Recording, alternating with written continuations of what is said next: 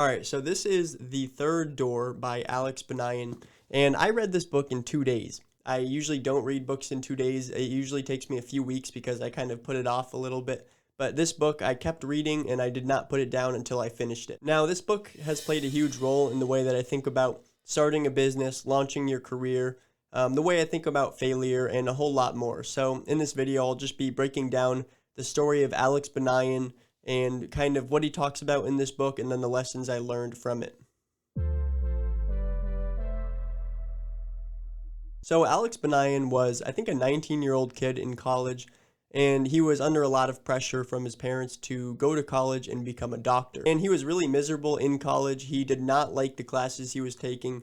He was not really passionate about being a doctor, but he just honestly didn't have much of a choice, it seemed like. So he was kind of on a route that he was not very passionate about. And one day he decided that what if instead of going to school, he dropped out and started interviewing a lot of really successful people and finding out how they launched their careers. So throughout the story, he actually ends up getting some interviews with some really successful people. He also fails at getting a lot of interviews with some successful people, but I'll talk about that all later.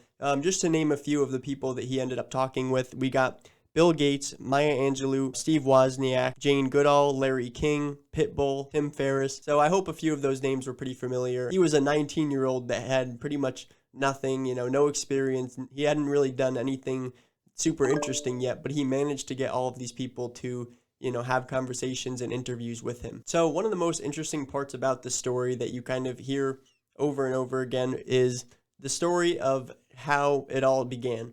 And he was in college, as I said, but he didn't have the money or the means, the experience to basically go out and get all of these interviews. And so obviously he needed some money and he needed some help. And the first thing that he did was he ended up getting a free ticket to The Price is Right. It's kind of like this game show where you could win money. And just, the odds were completely stacked against him, but he ended up winning a sailboat and then selling that sailboat for about $20,000. And then he used that money to basically get all the flights he needed and to fund this mission he had to write a book and interview a lot of successful people. I feel like it resonated with me in a lot of ways.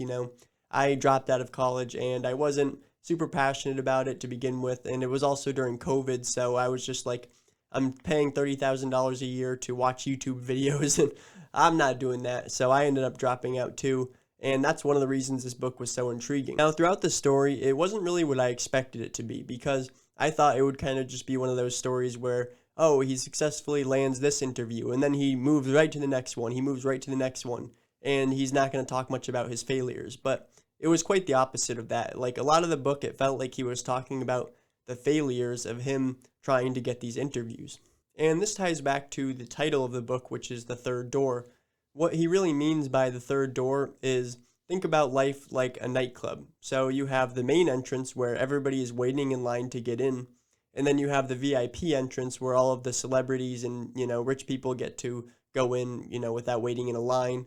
And then you have the third door, which is sneaking around the back and sneaking in a window or climbing up a terrace and finding your way in. So he basically goes on to use this metaphor, quite a bit throughout the book in order to describe the way that people launch their careers because they didn't take the route that everybody else took and they didn't cheat, but they just kind of found a creative way to succeed in what they were doing. One of the stories I found really interesting was the story of Steven Spielberg, and he was the youngest producer in Hollywood history. He's produced a lot of movies you've heard of, just look up the list, but he pretty much snuck into a Hollywood producing area where there was a bunch of different producers, obviously. And what he did was he found a mentor that could help him get into the industry.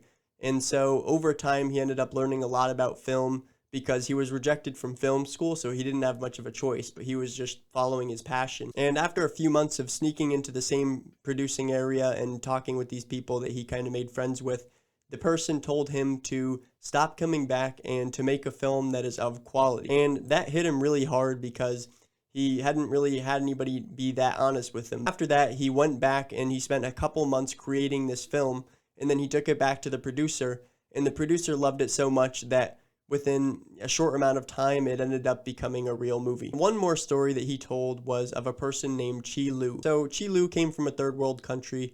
I don't remember exactly where, but there was no running water. The people were starving and had lack of proper nutrition. He started out from a place like this, and he ended up becoming the president of Microsoft. This story kind of showed me that it's possible to come from anywhere and, be anything. And he basically did it by working his ass off and putting in like 100 hours a week. He didn't let anything stop him. He just took advantage of all of the opportunities that he had. And even though there weren't a lot of opportunities early on, he took advantage of them. And one idea Chi Lu talked about in their interview was the idea of luck and kind of the concept of luck in general. So I'll try to just break it down a little bit. Alex asked him, what is luck? Does it exist? And Chi Lu said to think about luck like a bus. You're going to have opportunities, the bus is going to come by, and you have to be in the right place at the right time, and you have to be prepared for that bus.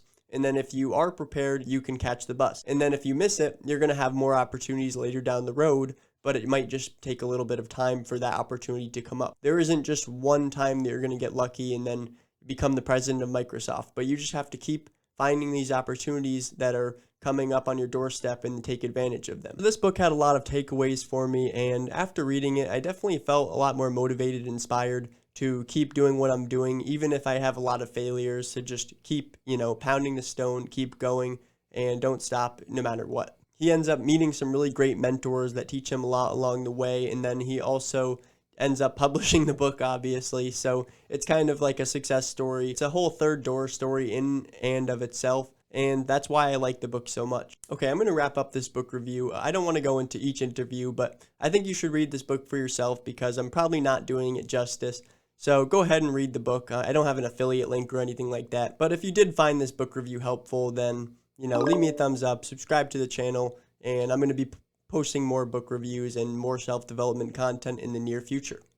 So with all that being said, thanks for watching, and I will see you in the next video.